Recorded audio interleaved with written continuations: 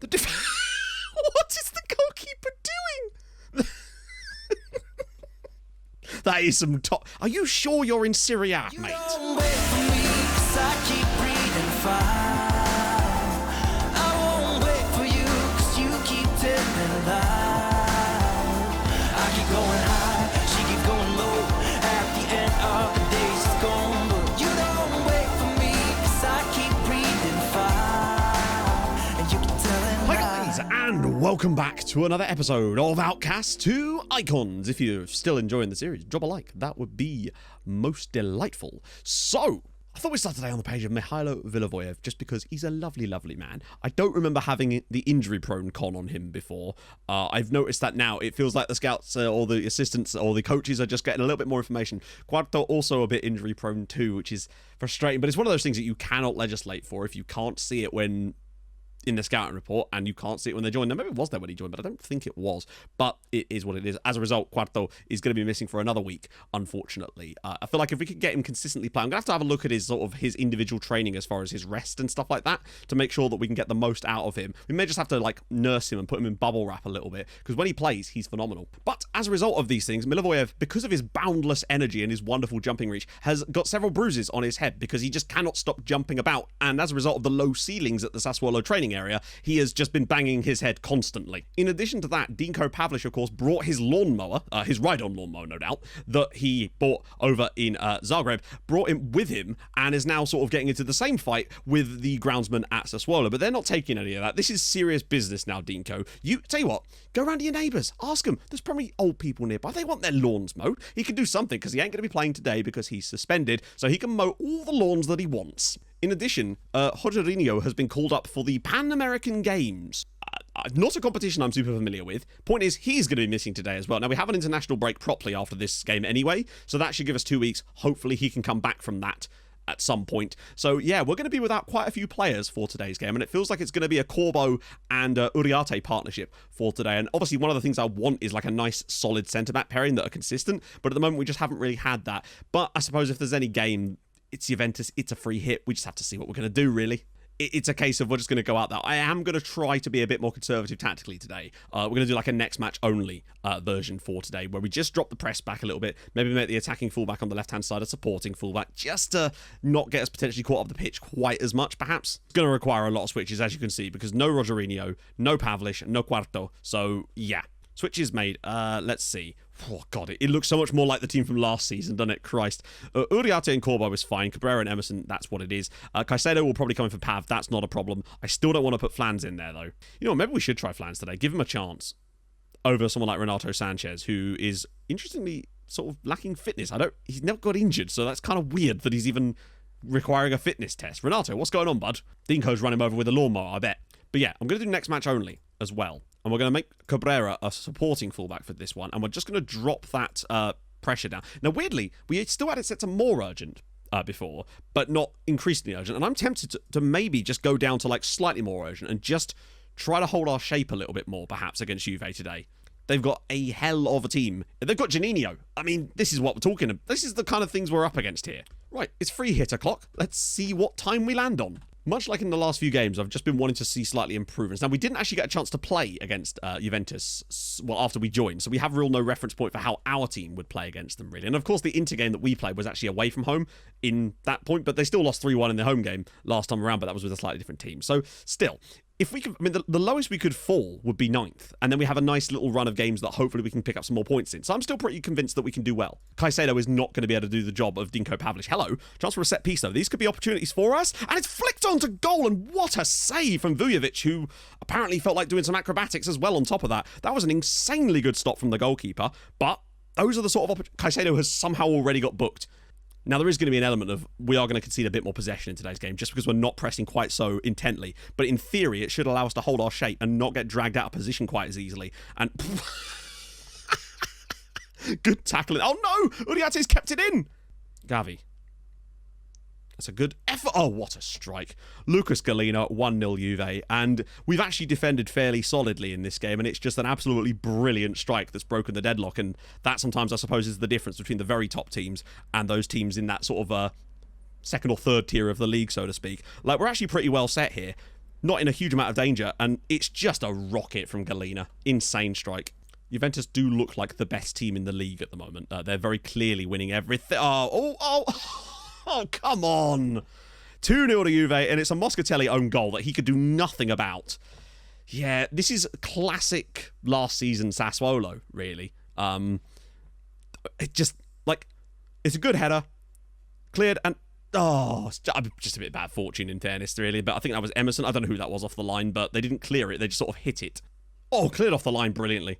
I am actually wondering if maybe we shouldn't have tried to set up to defend in this game, and maybe we should have just gone with our gut and tried to play our style. And I think it's really cost us attacking-wise today, and we're not really able to go pound for pound with them. And I might honestly switch it. Skov Olsen. It looks like Flans. He's on his left foot, though. Finds Cabrera! What a strike! Benjamin Cabrera. Juventus 2, Sassuolo 1. Literally the moment I move him back onto being an attacking fullback, he's able to make that little overlapping run, just push their defenders back a little bit more, and we found a sort of fortuitous way, well, not even fortuitous, it's a great goal, back into this game. Flans does so well. I thought he was going to shoot, rolls it to Cabrera, and that is a rocket from Cabrera into the bottom corner. Juventus 2, Sassuolo 1. It's not over yet. I say we're fortunate to have that. It's really the only thing we've created in the game. But I suppose you could say we look better since I made that slight switch. And maybe we should have just started off and just pick a style and go with it, you know? Honestly, I think I was just trying to be too clever by trying to set up to defend in this game and try to be a bit more, I don't know, like our current style of play works. Against Lazio, we were able to go pound for pound with them. And now the Juventus are better than Lazio, but still. Flick down to Conceição, and he's got a bit of a run on him now. Flicks it around the side for Pessina. He's in on goal. Can he get the shot away? He does, and it's a good save from Vujovic again. Moscatelli clips one out. Skov Olsen should be able to beat the defender here, and he does. And Sigurd Jonsson's in behind. On his right foot goes for goal, and it's just over the bar, though. But again, good effort, potentially, before we lose possession. Marcus Paulo now. Out for Cabrera again. He's been the best player on the pitch for us. Caicedo now. It's such a cluttered area, but we could still find a little bit of passing to break them down. Sanchez. Oh, what a ball! Pessina! Good effort. Good tackle from Renato Sanchez. Getting in there. Skov Olsen can maybe find a ping one over the top for Sigurd Jonsson, and he's got him! He's into the box. They're not closing him down. Can he finish? No, he can't. That was a chance. Janino with the free kick now for Juve. Oh, wow. That's just an insane strike from the defensive midfielder, to be fair. Ah, dear, nothing Moscatelli could do about that. It's kind of like the Lazio game last season, I feel like, where we actually played okay in places, but the ability to do things like this, I mean, actually, the goalkeeper maybe could do a bit better there. Well, it looks like it's going to be 3-1 to Juventus. We gave it our best shot, really, as we have done in both of the last few games, to be fair. I wouldn't have expected much from that period of games against Lazio, Juve, and now Inter. So, you know, to get a point against Lazio, play pretty well against Inter, and maybe with the right changes, could have done better in this game. But you could see that we definitely got better in the second half, and they were kind of we matched them a lot more in the second half. Uriarte had a sort of poorer game as well, again, but it's hard to say. I still have a lot of faith in the guy, but it is Juventus away, isn't it? So, still not completely flustered by that by any means. So, we finished the day 6th in the league still, with a nice run of games, hopefully, against winnable sides coming up. So I'm still not fussed by any means right now. Right, some games on camera, back in a sec. So, we were at home against Brescia up next. Conceição getting the ball out on the left-hand side, pulls it back for Cabrera, a great ball in, and Flans was on the end of it with a gorgeous header to make it 1-0 on 15 minutes. Nice to see him score his first goal of the season. Good to see him get on the score sheet. Then, 36 minutes, Conceição again flying down the left-hand side, drops it across. Eventually, it comes back to Flans, and he drops it into the bottom corner with his right foot for 2-0 on 36 minutes. And then, in the 89th minute, he wrapped up an incredible performance with this absolutely stonking volley into the back of the net, 3-0. And that was enough to give us a very comfortable 3-0 victory over Brescia. We definitely should have conceded in this game, but the defenders stood strong. Emerson, Volpes, Uriarte, and Cabrera did a great job. Moscatelli was superb in goal as well, and a comfortable 3-0 victory. Really good to bounce back. We had a friendly in the international break as well to really give us a bit more of a oomph back on the team, and we needed it. Next up, we went away to Spal, and this was a very strange game. 10 minutes on the clock here. Quarto with a lovely little ball around the side, and Conceição from the tightest of angles slots us in front on 10 minutes. And then within a minute after that, Moscatelli with a ball over the top. Great flick on from Sigurd Jonsson, but this little touch from Quattro just to go round his man here, and he slots us 2 goals to the good after 11 minutes to make it 2-0. It was very, very even at this point, so it was incredible that we were in the lead. And then Moscatelli again with the ball over the top. Kudus this time getting on the end of it off the bench, driving into the box and slotting us 3-0 winners at Spal. But I've got to be honest, this was not a 3-0 match. We were fine on the night, but we gave up way too many chances to deserve to keep a clean sheet. To keep back-to-back clean sheets despite all that really was showing Moscatelli off to be the brilliance that he is. Milivojevic and Uriarte again did a great job, but they definitely had chances and should have taken something from this game, to be fair. They were probably edging the game, honestly, not 3-0 defeat. And then next up, we were at home against, I think it was 17th place Spal. Sigurjonsson on the right-hand side, 15 minutes in. Flans knocks it across. There was Quarto on the end. When he plays, he scores. It is incredible. But then, unfortunately, on 36 minutes, they got a very, very fortunate equaliser in the fact that they were level with that one. And moments later in the 40th minute, just out of nowhere, they'd done nothing in the game. It's a great ball in from Porro. They get on the end of it, and all of a sudden, it was 2-1 to Empoli. And despite all our bluster in the second half, we were unable to turn this one around. And it's essentially, yeah, it sucks that we lost. I think we were the better side, but as I said, these things kind of balance out. We were not the best side against Spal and didn't really deserve to win that game. So I guess this isn't the end of the world that we did lose this one. Frustrating, though, as we actually played pretty well on the night. But as you could see, after they took that bam, they just shut up shop and were able to actually hang on in the end. Frustrating, though, with that first goal, the way that it just deflects back to him and the keeper's already on the ground. But hey, Moscatelli gets the blame for that. But for me, he doesn't really. It's not like anything he can do other than maybe not dive, but come on. And in our last game of this little spell, we're away at the reigning champions Napoli. Sigurjonsson fails to win a header here, and it really does cost us. Trinsau was through 1-0 after 20 minutes to the reigning champions. And then 7 minutes later, we just sort of lost our heads for a 10-minute spell and gave Napoli an awful lot of opportunities. Trinsau drops it through. Kutavoy puts it in the back of the net for 2-0 to Napoli.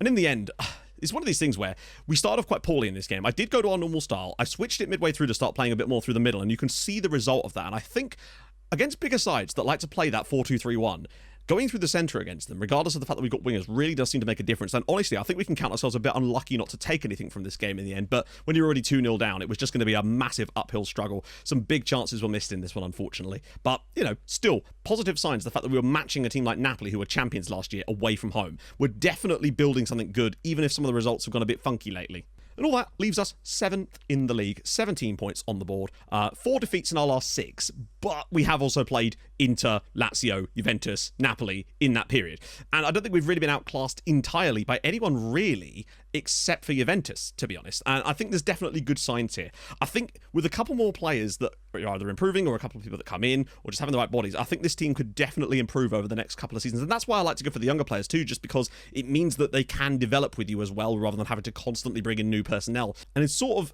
sad but not unexpected news. Bianco has said that he would like to leave, and I've agreed that he can, because we'd get a lot of money for him in January. We're looking at 20, potentially even up to 30 million pounds for him, for a player that is basically not playing for us. He gets the occasional substitute appearance, but because Stimir, despite his lack of goals, is constantly turning in reasonable performances and just linking the play up nicely, he has great stamina, so he can often do the full game.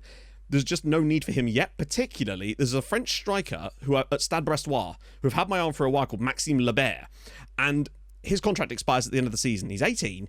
If we could ship out Bianco for huge money and bring in Lebert on a free transfer at the end of the season, I would be extremely pleased with that piece of business, and he'd be able to slot in perfectly as our second choice striker, and he'd be happy with it as well.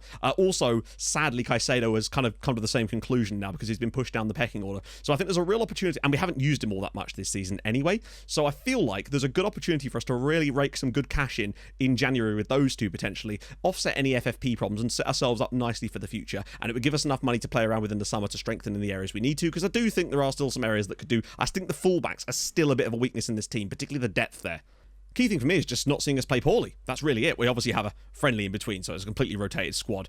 Right, yeah, Constantinu is going to have to play because Emerson is suspended for one game. That's fine. The Uriarte-Milivojev partnership has actually been okay for the last few games, in fairness. It's not Rogerino and Volpes down the pecking order a tiny bit, but I think Volpes will get back in there soon. It's just the ability to rotate around, because Milivojev is on a booking anyway, so that's going to probably be Volpes back in for the next game. So that's fine.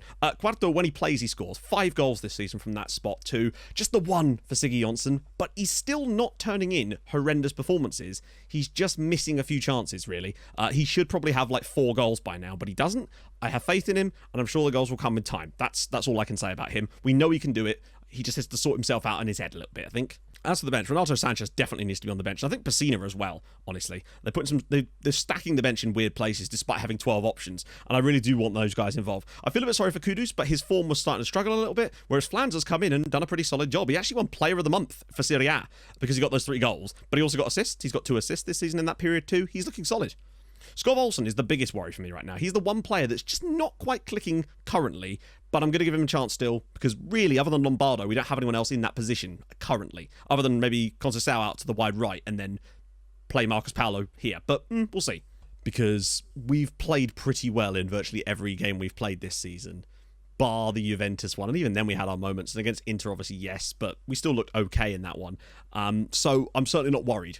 And on our day, we can be truly, truly excellent. And hoping today could be one of those days. We're at home against Benevento. They did win their last game to give themselves a bit of confidence, but they had lost the 4 before that. And I don't know who the win was against in their last match. So hopefully, us being the home team here could make a huge difference. As SecondYellowCard straight off, he's straight away. This is where he needs to be good. Drive into that box. If you don't get a shot away, that's fine, but just try and do something. And I was hoping he could win us a penalty or something. We've had no pens this year either. We won quite a lot of penalties last season, and Kudos was great from dispatching them, but not won any penalties this season either. It's been a bit of a weird one. We've not really done a lot from set pieces this year, which is actually kind of shows that we're doing even better, really, because all of the stuff we've done has really been open play. No real free kick goals, corner goals, penalties, anything, really. Flans. SecondYellowCard, lovely overlap potential here for Skov round the side for Flans, he's in the box again! It's a good effort, but Masachetti is there. We've actually been dreadful in this first half. We've had one shot, and you saw it. It was the SecondYellowCard chance right at the start of the half. This is it's probably the poorest I've seen us play, actually, particularly when you consider the opposition. It's not been good from us. And hopefully, the fact that we're not behind, we can sort of maybe G them up a little bit at half-time and figure something out. Quattro, Cabrera's through it! It's a good save from Masachetti, and that's really just the second thing we've done in this game. We need to be better than this. I mean, as you can see, really. We haven't really seen anything from Benevento as far as actually seeing it, but clearly they've done something, because we have not. This has been poor from us today. Moivoyev has lost the jumping reach. He's down to 19 now, which is sad. I don't know how he's lost jumping reach. It's all those headbangs, probably, I expect. Oh, that's it. Stand him up. That's fine. Don't let him get the crossing, or if you're going to, Flans with though. Quite a brilliant little flick on header, actually. Finds Skov out wide. He's not been awful today, in fairness, but he just goes back for Constantinu.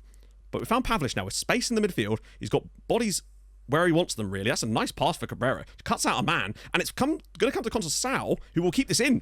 Benevento weren't ready for that. It's a ball in, and Quato blocked again, and Conceição might get this. He doesn't. And Conceição again driving inside for Flans now. Back for Conceição. He's got plenty of bodies around him. Quattro. Out wide for Cabrera. We've got tons of people in the box, and he's found one of them, surely. And Skov on the end of it. Andreas Skov, Sassuolo 1, Benevento 0.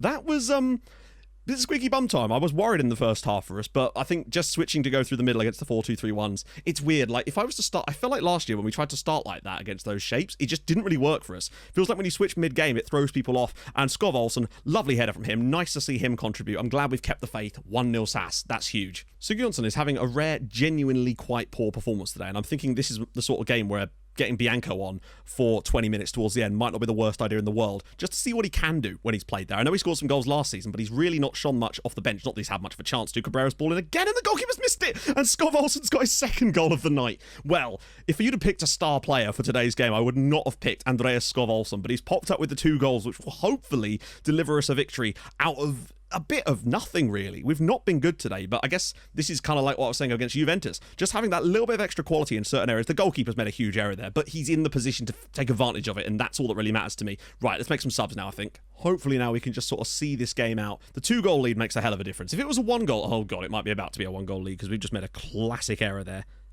Just what on earth. Sometimes they just confound me, because I think that was Cabrera, and stands and doesn't. If you're gonna stand off of the defender and let him bring the ball down, then you better as well be making a run backwards to actually cover that ground. Because he just stands there and does nothing. That's shocking from Cabrera. He's had a good game as well. And again, that should be easily won by us. It's not going to be won by us again, though. Knight now. Romalo. Oh, you are joking! Angry sipping intensifies. I don't know. Their failure to win a challenge. I mean, it's still an excellent strike, but Christ, mate. Like, out of his feet, bang, near post. Just really? Wow, our last few games have just not gone our way. Clipped away. Skov picked up. I mean, he's done so well today as well, and his work is going to end up providing nothing in the end. Well, at a point, but you shouldn't be drawing at home against bottom of the league Benevento. Bianco! Andrea Bianco has just gone, no, we're not having this. I'm going to make sure we win this game. Oh, God. Now I've got decisions to make about him in January because, tell you what, you don't see Siggy Jonsson doing anything like that. He gets fouled, or not fouled, but tackled. It probably is a foul, actually, but what a strike. Holy crap. Out wide, Constantinu clears it, and Bianco will be able to bring it away for us. Right, we'll set up some changes so we can sort some stuff out afterwards. I tell you what, Pavlich could put a ball through here. Paolo now. What a game. Marcus Paolo. Round the side, and Bianco's not going to... Run the segment.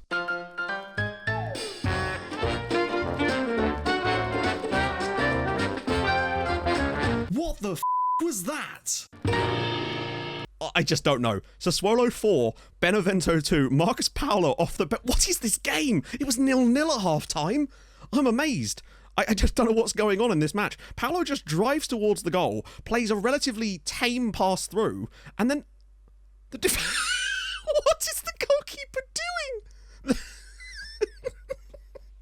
That is some top... Are you sure you're in Serie A, mate? We've definitely lucked our way through this one, but I suppose it's one of those things. Like I said, it goes both ways. We've had some lucky performances and some unlucky performances, and today we've maybe been a bit fortunate, maybe just about edged the game, but 4-2 is utterly mad.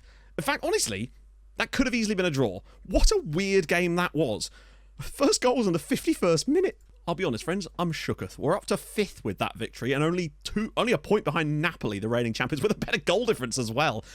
Yeah, I know it was against Benevento, but still, you've got to win every game, or you've got to try to win every game, and that's what we've tried to do there, and we've come up with another 4 goals. I'm genuinely amazed about that, but the point is we're getting victories and scoring goals when we play well, and it's all swings and roundabouts at the end of the day. So, tomorrow, we'll start off at home against Genoa.